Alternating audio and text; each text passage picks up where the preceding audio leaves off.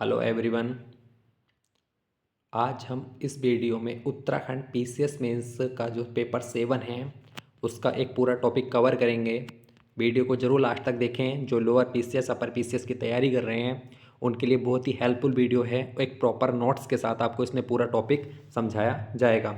उत्तराखंड का इतिहास जो है, जिसमें प्रागैतिहासिक काल, आद्य ऐतिहासिक काल, उत्तराखंड के प्रमुख पुरातात्विक स्थल, उत्तराखंड की प्राचीन जनजातियाँ, कुड़िंद एवं योध्य, कत्यूरी राजवंश, गढ़वाल का परमार राजवंश शासन, समाज अर्थव्यवस्था, कुमाऊं का चंदवंश शासन, समाज अर्थव्यवस्था, गोरखा आक्रमण एवं प्रशासन, इतना जो है ये एक वीडियो में कवर किया जाएगा।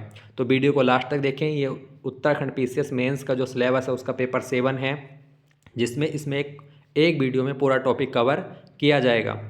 तो ये हो गया उत्तराखंड पीसीएस का। अब उत्तराखंड लोअर पीसीएस का ये सिलेबस है। उसके मेंस में जो है उत्तराखंड का इतिहास पूछा गया है, जिसमें प्रागैतिहासिक यहाँ से लेकर जो है गोरखाओं का आक्रमण तथा प्रभाव, प्रशासन तथा व्यापार, इतना टॉपिक आपका जो है इस वीडियो से कवर हो जाएगा। तो वीडियो को बिल्कुल लास्ट तक देखें। और टेलीग्राम से जुड़ने के लिए आप डिस्क्रिप्शन में लिंक है, वहाँ से उसको क्लिक करके ज्वाइन कर सकते हैं। तो शुरू करते हैं। उत्तराखंड का इतिहास जो है प्रागैतिहासिक काल, आद्य ऐतिहासिक काल और ऐतिहासिक काल में डिवाइडेड है, जिसमें प्रागैतिहासिक काल को पुरापाषाण, मध्य पाषाण और महापाषाण काल में डिवाइडेड किया गया है। और उसमें भी पुरापाषाण काल को निम्न पुरापाषाण, मध्य पुरापाषाण और उच्च पुरापाषाण में डिवाइडेड किया गया है। तो जो है इस प्रकार से प्रश्न आ सकता है कि उत्तराखंड का इतिहास का जो है वर्गीकरण कीजिए या उत्तराखंड के इतिहास के बारे में बताइए। तो ये जो है वहाँ पे हम इसका आंसर को लिख सकते हैं। उत्तराखंड का इतिहास बहुत गौरवपूर्ण है। आदिकाल से ही यह भूमि देवताओं, ऋषि मुनियों, तपस्वियों, तीर्थयात्रियों के आकर्षण का केंद्र रही है। इतिहास के आधार पर 3 भागों में इसको बांटा गया है, जिसमें प्रागैतिहासिक काल, आद्य ऐतिहासिक, ऐतिहासिक काल, ये हमने चार्ट में भी पढ़ ही लिया था। उसमें हम देख लेते हैं स्रोत क्या क्या थे इनके। तो पाषाणिक उपकरण, जो पत्थरों से बने हुए उपकरण थे, वो इसमें स्रोत थे। धातुओं के उपकरण, सभादान और शैलाश्रय। आद्य ऐतिहासिक काल में पौराणिक ग्रंथ आ जाते हैं। इसमें जो है जितने भी साहित्यिक स्रोत हैं वो आद्य ऐतिहासिक काल से ही प्राप्त हुए हैं। जबकि ऐतिहासिक काल में जो है शिलालेख, मंदिर लेख, मुद्रा लेख, ताम्रलेख ही जो है इस प्रकार से जो है इन तीनों कालों की हमें जानकारी प्राप्त हुई है। तो देख लेते हैं। प्रागैतिहासिक काल पढ़ते हैं सबसे पहले। मानव के रहन सहन, उसके उपयोग में लाए गए सामग्री, उपकरणों के आधार पर इसे भी 3 प्रकार में बांटा गया है, जिसमें पुरापाषाण हो गया, मानव शिकार कर फलों कंदों का संग्रहण करता था, पाषाणकालीन उपकरणों औजारों का उपयोग करता था। मतलब जो है मानव फल खाता था, उसमें शिकार करके जो अपने जो है भोजन करता था। तो इस प्रकार का जो होता था वो पुरापाषाण काल में होता था। इसको भी 3 भागों में डिवाइडेड किया गया है, निम्न पुरापाषाण काल, मध्य पुरापाषाण काल और उच्च पुरापाषाण काल। तो इसमें क्या है कि उपकरणों के आधार पर इसको डिवाइडेड किया गया। तो इसके प्रमुख उपकरण कौन से थे? तो मुष्टि कुठार जो है इसका प्रमुख उपकरण था। सल्क व खुरचनिया जो है इसका मध्य का पुरापाषाण काल का था, जबकि चमकदार फल्क व तक्षणिया जो है उच्च पुरापाषाण काल का था। इनकी प्राप्ति कहाँ कहाँ से हुई है देख लेते हैं। यमुना के निकट कालसी, श्रीनगर के पास अलकनंदा, ये जो है श्रीनगर के निकट से मिले हैं। और जो है ये अभी तक राज्य में प्राप्त नहीं हुए हैं। तो देखते हैं आगे। अगला है हमारा मध्य पाषाण काल। उपकरण छोटे व तीक्ष्ण होते थे। तो ये प्रश्न एग्जाम में भी आया है कि कौन से काल के जो है उपकरण छोटे व तीक्ष्ण होते थे। तो वो मध्य पाषाण काल के होते हैं। जसकोट के पास से ये प्राप्त हुए हैं। अब देख लेते हैं महापाषाण कालीन। सभाधान, मृदभांड, ओखली, नोलाग्राम, पश्चिमी रामगंगा, देवधुरा, चंपावत, मलारी, चमोली आदि स्थलों से जो है महापाषाण कालीन जो है अवशेष मिले हैं। डॉक्टर यशोधर मठमाल द्वारा पश्चिमी रामगंगा घाटी में स्थित नोलाग्राम से 73 ओखलियाँ प्राप्त हुई हैं। 2023 में केंद्र सरकार ने इसे संरक्षित क्षेत्र घोषित किया है। तो ये हमारे जो हैं तीनों काल हो गए हमारे मध्य पाषाण, महापाषाण कालीन। इसके अब देख लेते हैं हम आद्य ऐतिहासिक काल में क्या हुआ है। तो प्रागैतिहासिक काल का मानव जो है गुफाओं में निवास करता था और दीवारों पे सुंदर चित्रण करता था। शिकार के लिए, अन्य कार्यों के लिए पाषाण उपकरणों का उपयोग करता था। तो जो हमें ये प्रागैतिहासिक काल है इसको हमने पूरा पढ़ लिया है। देख लेते हैं एक बार और। इसमें हमने प्रागैतिहासिक काल में पुरापाषाण, मध्य पाषाण, महापाषाण पढ़ लिया, निम्न, मध्य, उच्च पढ़ लिया है। अब देख लेते हैं हम आद्य ऐतिहासिक काल। तो इसका जो पूरा विवरण है वो हमारा किस चीज़ पर डिपेंडेड है? तो वो जो है जो गुफाओं में मानव चित्र करता था और जो पाषाण कालीन जो पत्थर के औजार उपयोग करता था, उसके आधार पर जो हमने इसका वर्णन किया है। अब आद्य ऐतिहासिक काल को पढ़ लेते हैं। आद्य ऐतिहासिक काल में क्या है कि इसके प्रमुख स्रोत जो हैं वो धार्मिक ग्रंथ हैं। इसके प्रमुख स्रोत कौन से हैं? धार्मिक ग्रंथ, जिसमें इसे पौराणिक काल भी कहा जाता है, क्योंकि प्राचीन काल से इसमें धार्मिक ग्रंथों के आधार पर जो है इसकी जानकारी हमें प्राप्त होती है, तो इसलिए इसे पौराणिक काल भी कहते हैं। अब उत्तराखंड का जिक्र किस किस चीज़ में मिलता है ये भी देख लेते हैं। वेदों में मिलता है, ब्राह्मण ग्रंथ के ऐतरेय ब्राह्मण में मिलता है, पुराणों में जिसमें स्कंद पुराण हो गया, रामायण महाभारत बौद्ध साहित्य है, इसमें जो है उत्तराखंड का जिक्र मिला है। ऐतिहासिक काल की बात करें तो राज्य में ऐतिहासिक काल के प्रमुख शिलालेख कौन से हैं? शिलालेख, मंदिर, गुहा भित्ति लेख, ईंट लेख, मूर्ति पिटिका लेख, त्रिशूल लेख, ताम्रपत्र लेख, मुद्रा लेख, इन चीज़ों के आधार पर जो है उत्तराखंड के ऐतिहासिक काल का वर्णन किया गया है। जो कालसी से मिले हैं, लाखा मंडल, सिरोली मंडल, माड़ा आदि से जो लेख प्राप्त हुए हैं वहाँ से ऐतिहासिक काल का वर्णन मिलता है। अब एक प्रश्न तो हमारा ये हो गया था कि उत्तराखंड इतिहास का वर्गीकरण कीजिए। अब ये प्रश्न आ सकता है कि उत्तराखंड इतिहास जानने के स्रोत क्या क्या हैं। तो पुरातात्विक स्रोत हैं और साहित्यिक स्रोत हैं। पुरातात्विक स्रोत जो है वो प्रागैतिहासिक काल का हो गया, और साहित्यिक स्रोत जो है मतलब साहित्यिक स्रोत जो हो गया वो आद्य ऐतिहासिक काल का हो गया। जबकि ऐतिहासिक काल में क्या मिल रहा था हमें? ताम्रपत्र, ईंट लेख, मूर्ति भित्तिका लेख, इस तरीके के जो है मंदिर लेख, तो ये जो है हमें ऐतिहासिक काल में मिले हैं। तो सबसे पहले हम पुरातात्विक स्रोत पढ़ लेते हैं। उत्तराखंड में पुरातत्व की खोज हेवनवुड ने की थी 1856 में, चंपावत में कप मार्क्स इन्होंने खोजे थे।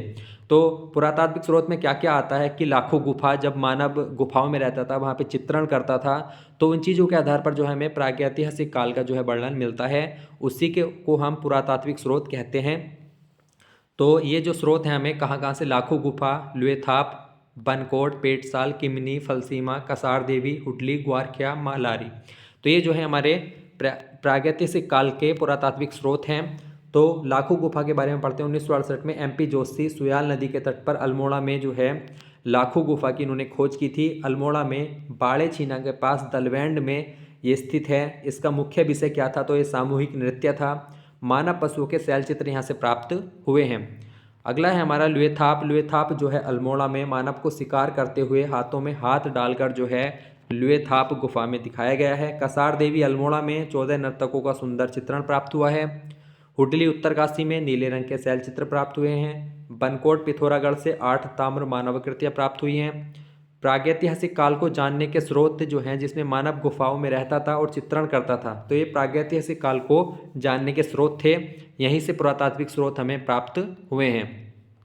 ग्वारख्या गुफा की खोज राकेश भट्ट ने की। यहाँ पे चमोली में अलकनंदा नदी के तट पर स्थित है। मानव भेड़ के 12 सिंगों के 41 आकृति मिली है, जिसमें 33 आकृति मानव की है और 8 जो है वो पशुओं की है। किमनी गांव पिंडा नदी के तट पर स्थित है। यहाँ पे सफ़ेद रंग के शैल चित्र पे हथियार मिले हैं। मलारी गांव शिव प्रसाद डबराल ने इसकी खोज की, चमोली में है। महापाषाण कालीन सभागार यहाँ से प्राप्त हुए। 5.2 किलो सोने का एक मुखौटा यहाँ से मिला है।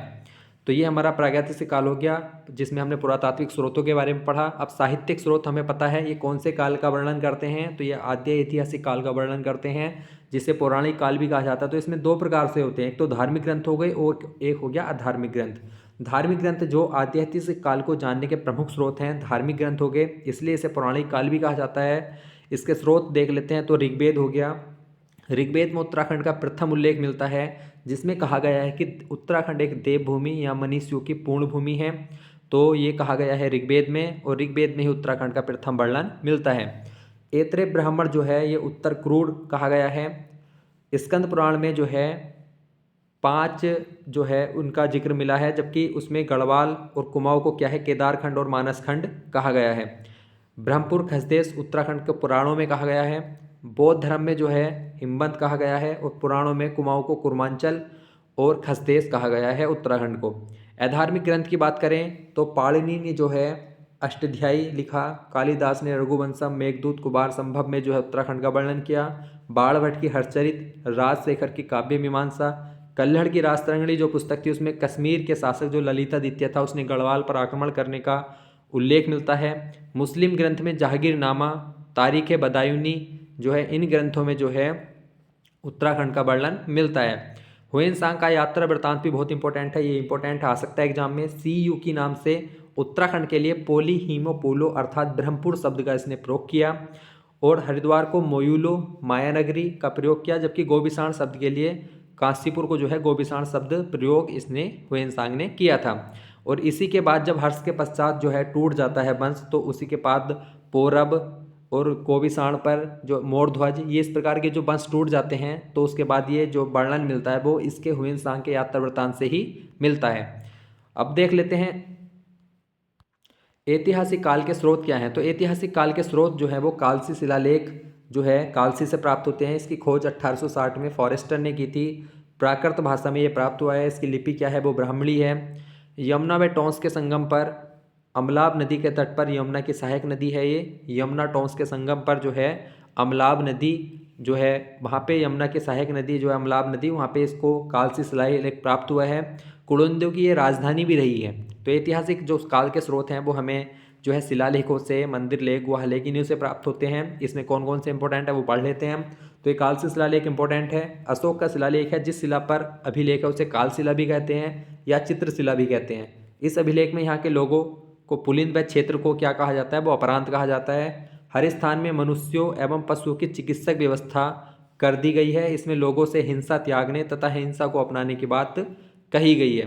तो ये कालसी शिलालेख था। लाखा मंडल में बात करते हैं तो ये यमुना रिखनाड नदी के संगम पर है। राजकुमारी ईश्वरा जो है, यदुवंश की राजकुमारी ईश्वरा का अभिलेख यहाँ से प्राप्त हुआ। उत्तराखंड को सिंहपुर कहा गया है। इसमें संस्कृत भाषा में है और ये ब्राह्मणी लिपि में लिखा गया एक लेख है। त्रिशूल लेख की बात करें तो गोपेश्वर व बाड़ाहाट से त्रिशूल लेख प्राप्त हुए हैं। इसमें गणपति नाथ व अशोक चल का उल्लेख मिला है। मूर्ति पिट्ठी का लेख जो है वो देवलगढ़ तथा कोलसारी से। ईंटों पर उत्कीर्ण लेख जो है वो नैनीताल और बाड़वाला से प्राप्त हुए हैं। तो ये जो शिलालेख हैं, मंदिर लेख है, वह लेख है, इन्हीं के आधार पर जो है उत्तराखंड के ऐतिहासिक काल का वर्णन किया गया है। तो ये हमारा था। अब देख लेते हैं गढ़वाल के बारे में थोड़ा सा। वैदिक काल में हिमवंत, महाभारत में उत्तर कुरूर, पुराण काल में केदारखंड कहा गया है, जबकि गढ़वाल 52 गढ़ों में विभक्त था। अजय पाल ने जो है, जो गढ़वाल परमार वंश का 37वां शासक था, उसने 52 गढ़ों को जीतकर गढ़वाल शब्द प्रयुक्त किया। गढ़वाल नाम प्रयुक्त होने लगा जब से। ऋग्वेद में जिस सप्त सिंधु का उल्लेख मिलता है वह गढ़वाली है। बद्रीनाथ के पास गणेश, नारद, मुचकुंद, व्यास, स्कंद गुफा में जो है वैदिक ग्रंथों की रचना की गई है। महाभारत का एक वन पर्व है जहाँ पे हरिद्वार से केदारनाथ तक की यात्रा में पड़ने वाले स्थानों का वर्णन है। प्राचीन काल से इस क्षेत्र में बद्रिकाश्रम और कड़वाश्रम नामक 2 प्रसिद्ध विद्यापीठ थे। तो जो आद्य ऐतिहासिक काल के स्रोत हैं, जो धार्मिक स्रोत हैं, वो इस प्रकार से थे जहाँ जहाँ से उत्तराखंड के स्थानों का वर्णन मिला है। कुमाऊं में चंपावत के पास कच्छप पीठ की आकृति वाले कांतेश्वर पर्वत के नाम पर मानस खंड के इस क्षेत्र को कुर्मांचल कहा जाने लगा। कुमाऊं का सर्वाधिक उल्लेख कहाँ पे मिलता है तो स्कंद पुराण में जो है मानस खंड, और गढ़वाल को क्या कहा गया है वो केदारखंड में मिलता है। यहाँ किरात, किन्नर, यक्ष, गंधर्व, विद्याधर, नाग आदि जातियाँ निवास करती हैं। जाखन देवी मंदिर जो है वो यक्षों के निवास की पुष्टि करता है। ये कुमाऊं से संबंधित हैं। कुमाऊं में बिनाग या बेनी नाग मंदिर जो पिथौरागढ़ में है, ये नाग देवता के कारण प्रसिद्ध है। अब देख लेते हैं। तो ये हमारा टॉपिक खत्म हो गया है। उत्तराखंड इतिहास के जो पुरातात्विक साहित्यिक स्रोत थे और ऐतिहासिक स्रोत हमने उसका वर्णन किया। अब उत्तराखंड की प्रजातियाँ जो हैं वो किस प्रकार से हैं। उत्तराखंड में जो है प्रमुख पूरा प्रजातियाँ वो कोल, किरात, खस, भोटिया हैं। इनके बारे में थोड़ा पढ़ लेते हैं। कोल जो है शिव प्रसाद डबराल के अनुसार उत्तराखंड की सबसे प्राचीन प्रजाति है। देखने में ये कुरूप भद्दे होते थे। पूरा साहित्यिक ग्रंथों में कोलों का वर्णन मुंड या सवर नाम से किया गया है। कहाँ पर? पूरा साहित्यिक ग्रंथों में। इनमें कुमार कुमारी प्रथा प्रचलित थी। अब बात करते हैं किरातों की। किरात को जो है गिरसन ने किरातों को उत्तराखंड की सबसे पुरानी प्रजाति माना है, जबकि शिव प्रसाद डबराल ने कोल को माना था। इनके अन्य नाम किन्नर, कीर पुरुष जो है ये होते थे। केदारखंड में किरातों को भिल भी कहा गया है। इनकी भाषा क्या होती है तो इनकी भाषा होती है मुंडा। अब देख लेते हैं अगली प्रजाति है हमारी महाभारत, मनुस्मृति, मुद्दर राक्षस, ब्रज संहिता जैसे भारतीय ग्रंथों में खसों का वर्णन मिलता है। खस महाभारत में कौरवों की ओर से लड़ाई में थे। 1885 में खसों को शूद्र वर्ग में शामिल किया गया। खसों के समय बौद्ध धर्म का प्रचार प्रसार हुआ। घर जमाई, झटेला, टिकुआ प्रथा प्रचलित थी खसों में। भोटिया जो है अगली प्रजाति है, इसे 6 वर्गों में विभक्त किया गया। सोका, जोहारी, दारमिया, तोलछा, मारछा, जाड। इसके स्थानीय समूह को, जो समूह होता है स्थानीय भाषा में, उससे क्या कहा जाता है, उसे कूच कहा जाता है। अब देख लेते हैं हमारा कुलिंद। कुलिंद उत्तराखंड पर शासन करने वाली पहली राजनीतिक शक्ति थी। कौन सी शक्ति थी? पहली राजनीतिक शक्ति। महाभारत में कुलिंदों के लिए द्विज शब्द प्रयोग किया गया। कालसी अभिलेख में कुलिंदों को क्या कहा गया था? पुलिंद कहा गया था। और जहाँ पे ये निवास करते थे उस क्षेत्र को क्या कहा जाता था? वो कहा जाता था अपरांत। तो ये सब कालसी अभिलेख में कहा था। महाभारत में शक्तिशाली शासक सुबाहु को उल्लेख मिलता है। कुड़िंद शासक था एक सुबाहु, उसका उल्लेख जो है महाभारत में मिलता है। यह कुड़िंद वंश का संस्थापक था, जिसकी राजधानी कहाँ थी तो श्रीनगर थी। उसके बाद राजा विराट हुए कुड़िंद वंश के, जिसकी राजधानी कहाँ पे थी तो वो विराटगढ़ी थी। विदेशी लेखकों में टॉलमी ने जो है कुड़िंद राज्य का वर्णन किया था। तो कुड़िंद वंश का सबसे प्रतापी शासक कौन था, वो था अमोघभूति, जिसने अभी तक जो है कुड़िंद वंश में कितने अभिलेख मिले हैं तो 5 अभिलेख मिले हैं, 4 भरूच से मिले हैं, जबकि एक कहाँ से मिला है, मथुरा से। अगर इनकी मुद्राओं की बात करें तो देवढुंगा उत्तरकाशी और अठूट टिहरी से जो है इनकी मुद्रा मिली है, ब्राह्मणी लिपि में मिली है और 3 प्रकार की मिली हैं, अमोघभूति, अल्मोड़ा और छत्रेश्वर प्रकार की जो है इनकी मुद्राएं मिली हैं। कुड़िंद वंश का सबसे शक्तिशाली शासक अमोघभूति था तथा इसकी रजत व ताम्र मुद्राएं जो है पश्चिम में ब्यास से लेकर अलकनंदा तक, दक्षिण में सुनेत लुधियाना से लेकर बेहद सहारनपुर तक प्राप्त हुई हैं। ब्राह्मणी खरोष्टी लिपि की इन मुद्राओं के अग्रभाग में देवी तथा मृग का चिन्ह जो है अंकित है। तो ये कुड़िंद जाति थी हमारी। अब देख लेते हैं अगला टॉपिक हमारा है यौध्य वंश। यौध्य वंश का राजनीतिक विस्तार जो है और प्रशासनिक संरचना एक महत्वपूर्ण कालखंड को दर्शाती है। यौध्य वंश ने प्राचीन भारत के विभिन्न हिस्सों में अपने साम्राज्य का विस्तार किया। कुषाण वंश को हराकर जो है सत्ता की स्थापना की थी यौध्य वंश ने।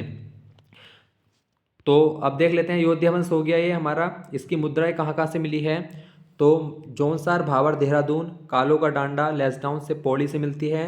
द्वितीय लेख वाले सिक्के मिले हैं इनके। मुद्रा पर कार्तिकेय का चित्र मिला है, जिससे अनुमान होता है कि इनके जो अधिष्ठाता देवता थे वो थे कार्तिकेय। तो ये इनकी मुद्राओं से पता चला। अब इनके लेख जो है कहाँ से मिले, नैनीताल तथा देहरादून के बाड़वाला से ईंटों पर इनके लेख मिले हैं। जगत ग्राम में ईंटों पर इनके लेख मिले हैं यौध्य वंश के। यौध्य वंश का एक शासक था जिसने अश्वमेध यज्ञ कराया, बाड़वाला देहरादून में यज्ञ वेदिका का निर्माण कराया। वो शासक कौन था, सीलवर्मन। सीलवर्मन नामक यौध्य राजा ने जो है बाड़वाला देहरादून में यज्ञ वेदिका का निर्माण कराया, जिसने अश्वमेध भी यज्ञ कराया था। सीलवर्मन यौध्य वंश का सबसे प्रतापी शासक था। तो ये हमारा यौध्य वंश हो गया। अब आगे देखते हैं कत्यूरी राजवंश जो है, जिसे कार्तिकेयपुर राजवंश भी कहा जाता है। तो कार्तिकेयपुर या कत्यूरी राजवंश जो है 700 ईस्वी से 1050 ईस्वी तक रहा। कुड़िंदों की एक ये प्रबल शाखा में से 3 राजवंशों ने इस पर शासन किया, मतलब कुड़िंदों की एक प्रबल शाखा मानी जाती है कत्यूरी राजवंश। पहले से कार्तिकेयपुर नाम से जाना जाता था, लेकिन इसकी शाखा टूटकर जो है एक शक्तिशाली शाखा टूटकर जो है कत्यूरी राजवंश के नाम से स्थापित हुई, जिसका संस्थापक आसंती देव था। और कार्तिकेयपुर के लिए जो कत्यूरी शब्द है वो एटकिंसन ने प्रयोग किया था। तो इसे उत्तराखंड का प्रथम ऐतिहासिक राजवंश भी माना जाता है।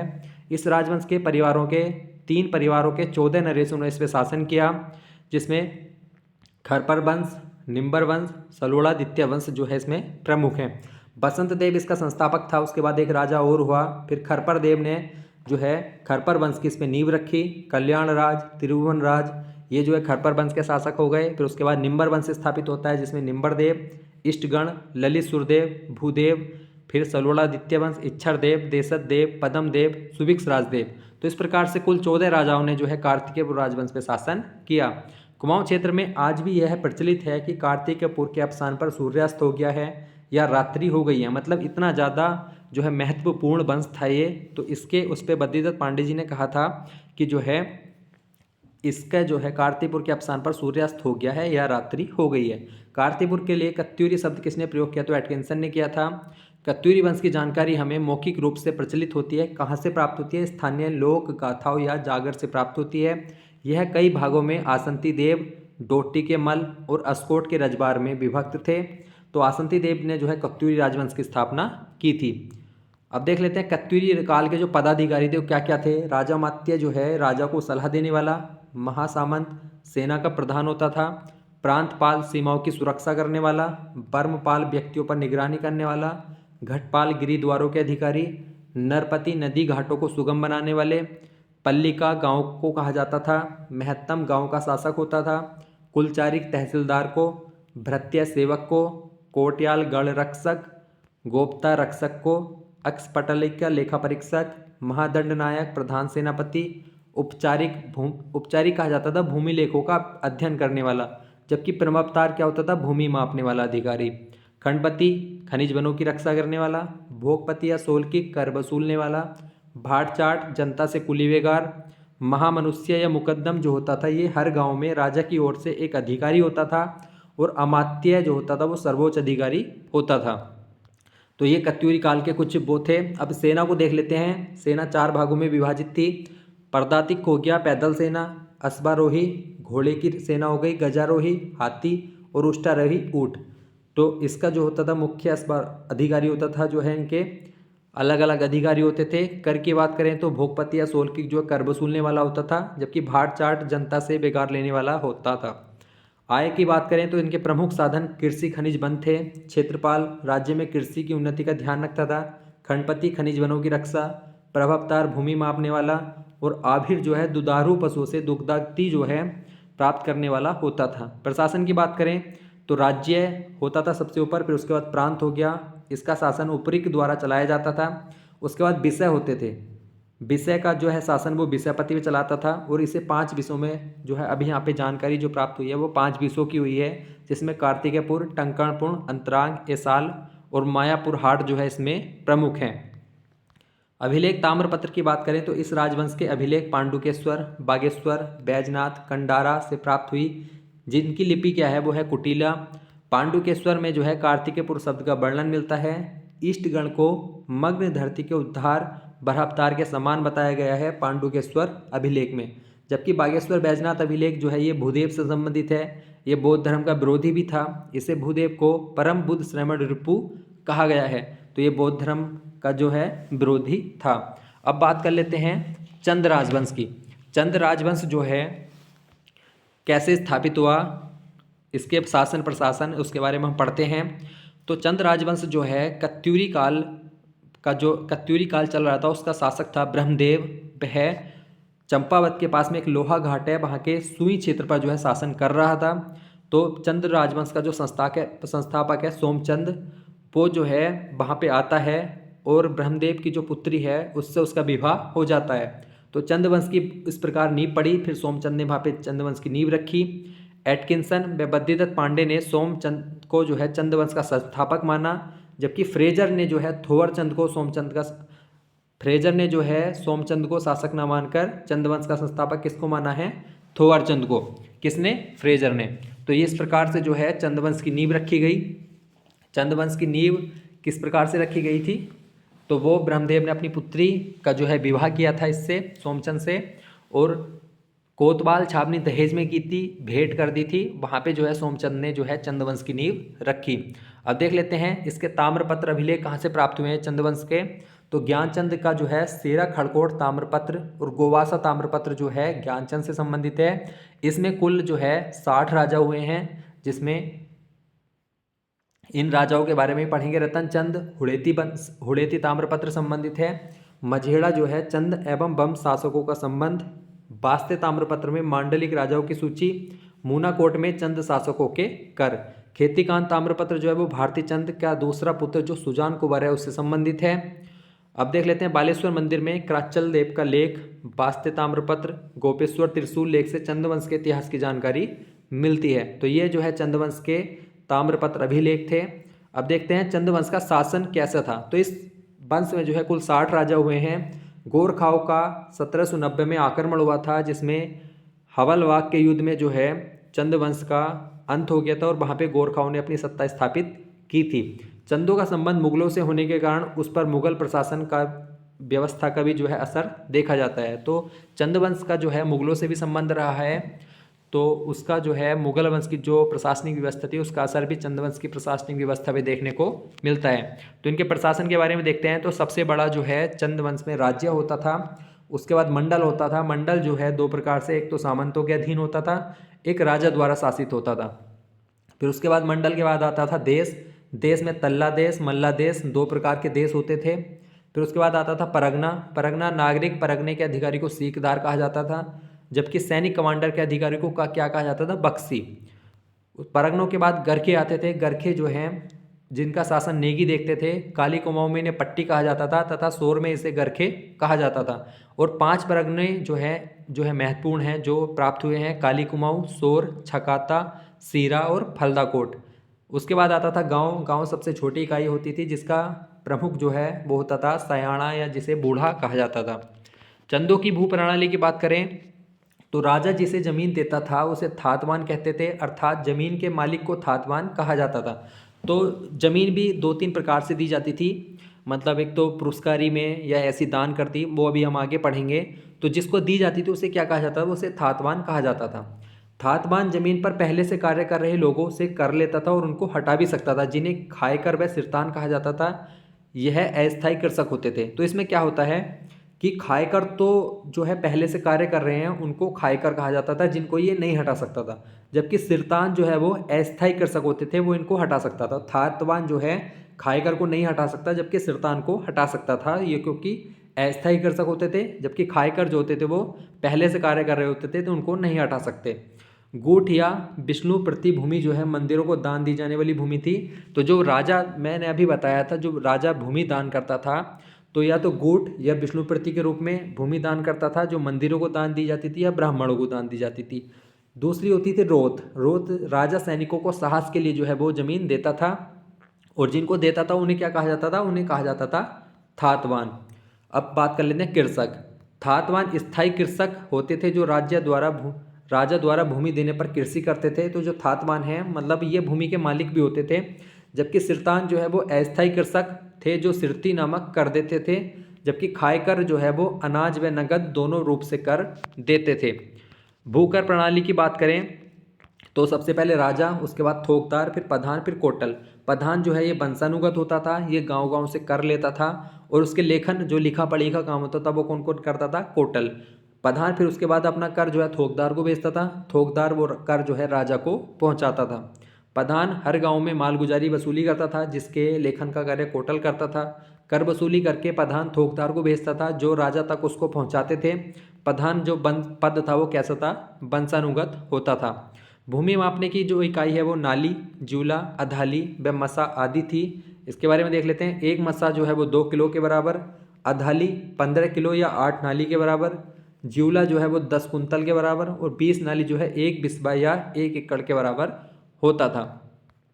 चंदों की कर प्रणाली के बारे में बात करें तो 36 रकम व 32 कलम कुल 68 प्रकार के करों का उल्लेख है चंदों का, लेकिन कुछ ही करों का वर्णन इसमें मिलता है, जिनको गोरखा शासन स्थापित होने पर समाप्त कर दिया गया था। तो जो चंदों के कर हैं वो किस नाम से प्रसिद्ध हैं, 36 रकम और 32 कलम के नाम से कुल 68 कर थे, लेकिन इसमें कुछ करों का उल्लेख हमें मिलता है, कुछ का नहीं मिलता है। लेकिन गोरखाओं ने जब अपनी सत्ता स्थापित कर ली थी 1790 के बाद, तो इन करों को समाप्त कर दिया था। प्रमुख कर के बारे में देख लेते हैं। जीवल्या जो है बहुत इंपॉर्टेंट है, नदी पुलों पर लगने वाला कर है। सिरती नगद कर होता था। राखिया रक्षाबंधन पर। मांगा युद्ध के समय। खेनी कुली बेगार, बेकर अनाज के रूप में।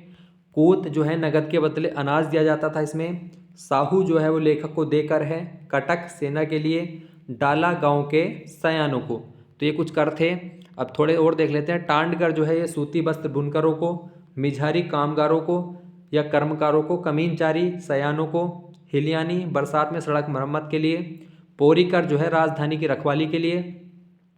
बाजदार जो है महाजनों को देकर होता था। भेंट जो है राजा को दी जाने वाली भेंट होती थी। कनक सोका व्यापारियों को जो स्वर्ण व्यापार करते थे। मोह जो है ये हर परिवार पे या मौका। भाग जो है भाग कर जो है वो घराटों पर लगता था। बजनिया राजा के नर्तकों के लिए, और न्योबली न्याय पाने के लिए। तो इस बार स्टेनो के पेपर में जो आया था प्रश्न आया था बजनिया और बाजदार, तो इन दोनों में अपोजिट दे रखा था, तो ये आपको याद रखना है। सामाजिक व्यवस्था की बात करें तो चंदों का समाज का वही परंपरागत ढांचा था जो मैदानी क्षेत्रों में था। चंद वंश के राजाओं एवं उनसे संबंधित अभिलेखों के आधार पर जितने अभिलेख हमें मिले हैं उनमें चतुर्वर्णीय समाज का उल्लेख नहीं मिलता है। जो चतुर्वर्णीय क्षत्रिय शूद्र इस प्रकार का समाज था हमारा, वो हमें इसमें प्राप्त नहीं हुआ है। तो इसका मतलब चंदवंशी जो है राजपूत थे। चंदों का प्रतीक चिन्ह जो क्या था वो गाय था, जिसमें सिक्कों झंडों पर जो है उसको अंकित कराया गया। तो इससे प्रतीत होता है कि चंदों का जो राज चिन्ह है वो गाय था। नेपाली भाषा नेवारी खसकुरी का कुमाऊनी पर पूरा प्रभाव पड़ा। कुमाऊं में हिल जात्रा, आठू, देव जात्रा, पुसलियाँ, घुरुड़ियाँ, घी संक्रांति, मकर संक्रांति, हरेला आदि त्योहार जो है ये मनाए जाते हैं। ये कुमाऊं की संस्कृति है। कुमाऊं के सबसे प्राचीनतम देवता एड़ी व घुरुड़ियाँ हैं। दोनों देवताओं को पशु चारकों द्वारा पूजा जाता है। कुमाऊं में ब्राह्मणों के 3 वर्ग मिलते हैं, चौथानी, पंचबिड़िया, खस ब्राह्मण, तथा राजपूत के 2 प्रकार मिलते हैं, राजपूत तथा खस राजपूत।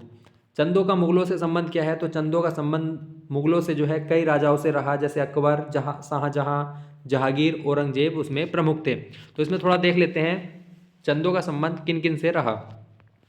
तो अकबर की बात करें तो अकबर का संबंध रुद्रचंद और अकबर के समकालीन था। रुद्रचंद्र की अकबर से 1588 में लाहौर में भेंट हुई। अकबर ने तिब्बती या कस्तूरी हिरणे की खालें जो है तथा रुद्रचंद को 84 माल परगना का फरमान जारी किया। अकबर को जो है तिब्बती या कस्तूरी हिरणे की खालें जो है भेंट की गई थी। भेंट का वर्णन जहांगीर ने तुजू के जहांगीरी में किया था।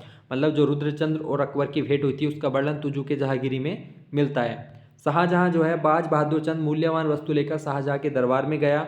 शाहजहां ने खलीकुल्ला खां के नेतृत्व में जब गढ़वाल पर आक्रमण हुआ था, जिसका जो है सफलतापूर्वक सामना जो है महारानी कर्णावती ने किया था और शाहजहां के सैनिकों की नाक कटवा दी थी। जब से ही महारानी कर्णावती को नक्कटी रानी के नाम से जाना जाता है। तो उस सेना की जो मदद जो है वो बाज बहादुर चंद ने की थी। गढ़वाल आक्रमण के लिए सेना भेजी और बाज बहादुर चंद ने उसकी मदद की थी। फिर बहादुर शाह की बात करें तो जगत चंद कीमती पहाड़ी चीज़ें लेकर मुगल दरबार गया, जिस पर बहादुर शाह ने उसे अभयदान दिया था। तो ये चंदों का मुगलों से संबंध था। अब चंदों का डोटी से संबंध देख लेते हैं। सोमचंद जो है, सोमचंद डोटी के राजा जयदेव मल को कर दिया करता था। भारती चंद जो है, भारती चंद ने डोटी की दास्ता से छुटकारा पाने के लिए आक्रमण किया। तो भारती चंद डोटी पर आक्रमण करने वाला पहला चंद शासक था और इसने 12 वर्षों तक वहाँ डेरा डाला रहा और 1451-52 में जो है इसे विजय प्राप्त हुई। रतन चंद की बात करें तो डोटी के राजा नागपाल ने विद्रोह कर दिया। रतन चंद ने इसको पराजित कर दिया था। रुद्रचंद ने डोटी पर रहकर हरिमल का अधिकार था। मतलब रुद्रचंद के समय डोटी पर किसका अधिकार था? तो हरिमल का था। उसके बाद उद्योग चंद डोटी पर आक्रमण करने वाला भारती चंद के बाद दूसरा शासक हुआ। देवपाल के साथ इसने खैरागढ़ की संधि की थी। ज्ञानचंद डोटी अभियान अपने पिता की हार का बदला लेने के लिए जो है ज्ञानचंद ने जो है उद्योग चंद का बदला लेने के जो है अपना डोटी पर आक्रमण किया। तो इस प्रकार से चंदों का डोटियों से संबंध था। अब देख लेते हैं हम गढ़वाल वंश। गढ़वाल वंश में क्या था? गढ़वाल जो है 52 गढ़ों में अलग अलग विभक्त था। गढ़वाल में जो है 52 गढ़ हुआ करते थे। उसमें गढ़ था चांदपुर गढ़। चांदपुर गढ़ पे जो है भानु प्रताप शासन कर रहा था। धारा नगरी गुजरात से कनकपाल आया, जिसने भानु प्रताप ने अपनी पुत्री का विवाह किया। मतलब भानु प्रताप जो है प्रभावित हुआ, उसने अपनी पुत्री का विवाह कर दिया कनकपाल से। कनकपाल ने ही 888 ईस्वी में परमार वंश की नींव रखी चांदपुर गढ़ चमोली में।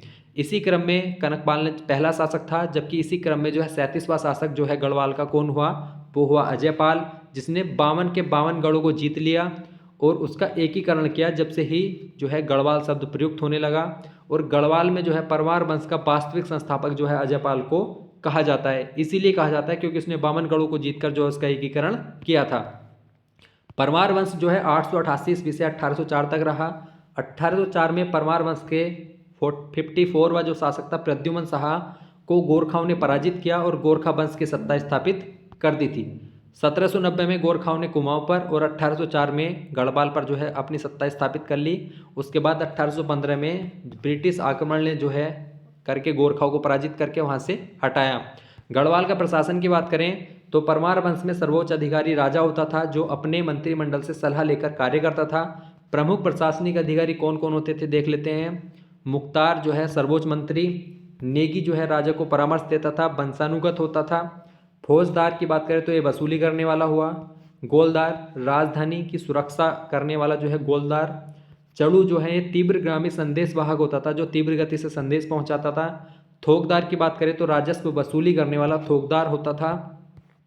अर्थव्यवस्था की बात करें तो राजा की अर्थव्यवस्था में प्रमुख कृषि, भूमि कर आदि महत्वपूर्ण थे।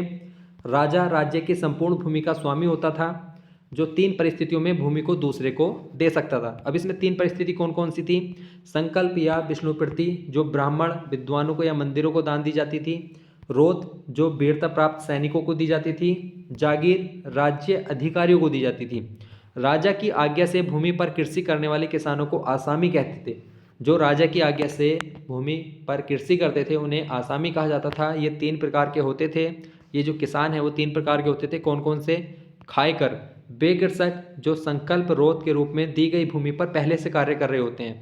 मतलब राजा जो है भूमि 3 प्रकार से दे सकता था। तो उन तीनों पे जो है अगर पहले से कोई किसान कार्य कर रहा है तो उसे क्या कहा जाता था, उसे खायकर कहा जाता था।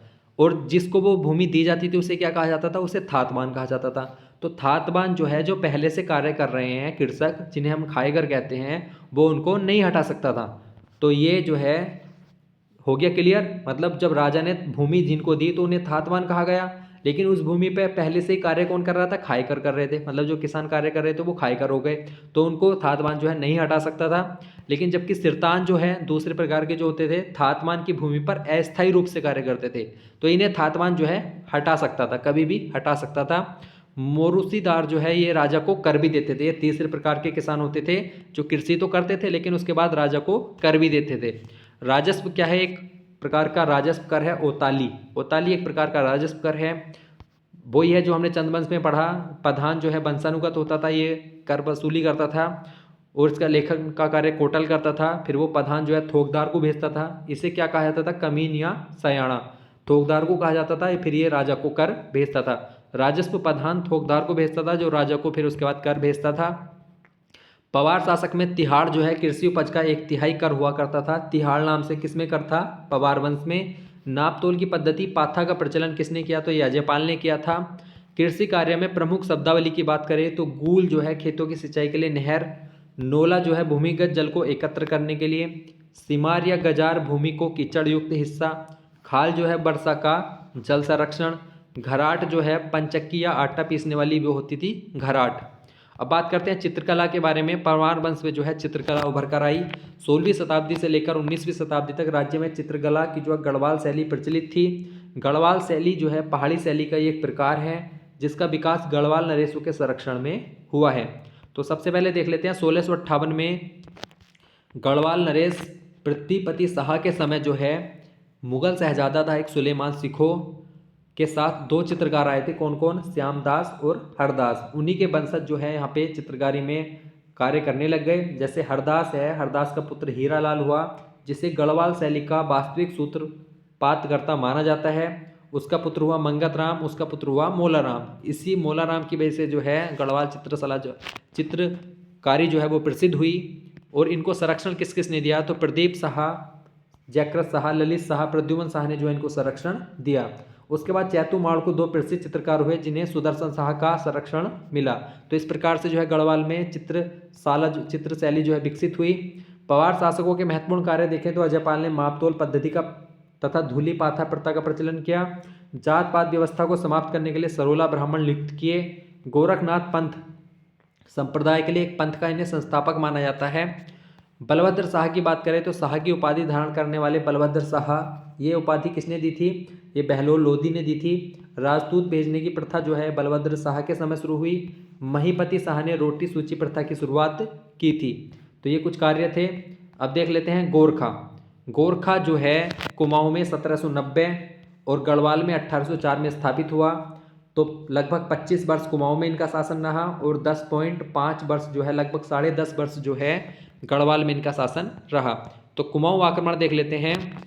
हर्षदेव जोशी जब चंद्रवंश का जो महेंद्र चंद शासक था उससे नाराज होकर जो है गोरखों ने, हर्षदेव जोशी ने जो है गोरखों को आमंत्रित किया, किसके लिए, कुमाऊं आक्रमण के लिए। तो 1790 में गोरखों ने आक्रमण किया। अमर सिंह थापा हस्तिदल चौतरिया के नेतृत्व में कुमाऊं पर आक्रमण किया।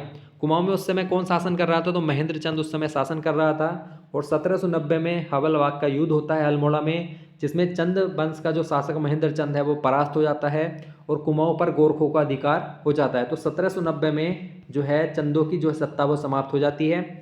जबकि इसी प्रकार गढ़वाल में जो है 1791 में आक्रमण करते हैं, लंगूरगढ़ का आक्रमण कर देते हैं गोरखा, लेकिन उसमें गोरखों को पराजय हासिल होती है और जो है वो गढ़वाल पर अपना अधिकार करने में असमर्थ होते हैं।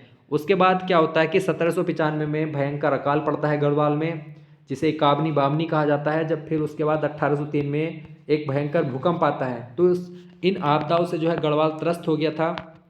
इसी का फायदा उठाते हुए गोरखाओं ने जो है गढ़वाल पर आक्रमण किया। कई सारे युद्ध हुए, लेकिन 1804 में जो है खुड़बुड़ा का युद्ध हुआ जिसमें गढ़वाल नरेश जो है 54वां शासक जो है पवार वंश का प्रद्युमन शाह, वो है इस वाले युद्ध में वीरगति को प्राप्त हो जाते हैं और गढ़वाल पर भी जो है गोरखाओं की सत्ता स्थापित हो जाती है। अगर गोरखाओं के शासन की बात करें तो 1790 में कुमाऊं अधिकार के बाद पहला सूबेदार जोगमल शाह को नियुक्त किया। जोगमल शाह के बाद काजी नरशाही, अजब सिंह थापा, चौतरिया बम शाह और फ्रेजर बहादुर जो है अंतिम इनका सूबेदार था। सूबेदार या सूबा एक ही हो गया। गढ़वाल में बात करें तो 1804 में गढ़वाल पर अधिकार होने के बाद अजब सिंह थापा को सूबा नियुक्त किया, लेकिन उसके बाद नेपाल सरकार ने 1804 से 1815 तक कुमाऊं गढ़वाल का काजी नियुक्त कर दिया।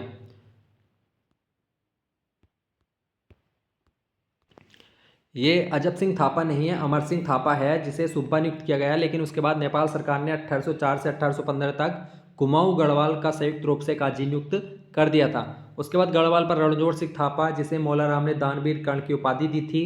हस्तिदल चौतरिया जो कृषकों के प्रति उद्धार था, लेकिन उस समय हरिद्वार जो है दासों की बिक्री का केंद्र हुआ करता था। भैरव दापा एक अत्याचारी शासक था। इसके प्रशासन की बात करें तो उत्तराखंड में गोरखों का प्रशासनिक प्रणाली बहुत ही अत्याचार वाली रही है, जिसे गोरख्याली कहा जाता है। मतलब जो इनका शासन रहा है बहुत ही अत्याचारी पूर्वक रहा है, जिससे जनता बहुत परेशान थी। गोरख्याली उस शासन को कहा जाता है। गोरखों का प्रशासन सैन्य व्यवस्था पर आधारित था, जिसमें प्रमुख जो है वो सूबा होता था। कुमाऊं क्षेत्र का पहला सूबेदार जोगमल शाह तथा गढ़वाल में अमर सिंह थापा को जो है नियुक्त किया गया था। समाज की बात करें तो गोरखों का अत्याचारी शासन का समाज पर बहुत प्रभाव पड़ा। महिलाओं को घरों की छत पर चढ़ने की पाबंदी थी।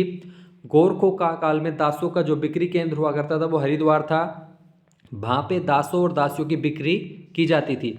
तो गोरखों की राजभाषा गोरखाली, जिसकी उत्पत्ति संस्कृत भाषा से मानी जाती है। गोरखों का समाज पर अत्याचार का वर्णन हार्डविक बेयर रेपर ने अपनी यात्रा के दौरान किया, जो बहुत ही हृदय विदारक था, क्योंकि इनका बहुत ही अत्याचारी शासन था। अब न्याय प्रणाली की बात करें, ये बहुत इंपॉर्टेंट प्रश्न है। गोरखा शासन में न्यायाधीश को क्या कहा जाता? बिचारी कहा जाता था। गोरखों ने अपनी अदालत को अल्मोड़ा में स्थापित किया, जहां पर शुल्क लेकर जो है मुकदमे की सुनवाई करने वाला जो है बिचारी करता था। बिचारी कौन? न्यायाधीश, मतलब सुनवाई करता था। गवाह के बयान पर संदेह होने पर उसे कसम खिलाई जाती थी। अगर जहां गवाह नहीं होते थे उस केस में वहां पे दिव्य अग्नि परीक्षा होती थी। ये 3 प्रकार की होती थी। गोला दीप, इसमें हाथ में गर्म लोहे का डंडा पकड़कर कुछ दूरी तक चलना पड़ता था। दूसरी होती थी कढ़ाई दीप, इसमें कढ़ाई में उबलते तेल में हाथ डालना पड़ता था, यदि हाथ जल गया तो दोषी, अन्यथा निर्दोष। तराजू दीप होती थी, इसमें दोषी व्यक्ति को तराजू में पत्थरों से तोला जाता था और यह प्रक्रिया शाम के समय होती थी। अगले दिन उसी पत्थर को जो है छुपा दिया जाता था, फिर उसी पत्थर से उस व्यक्ति को तोला जाता था। अगर भारी हुआ तो वो निर्दोष है और हल्का हुआ तो वो दोषी है। तो इस प्रकार से जो है तराजू दीप होती थी।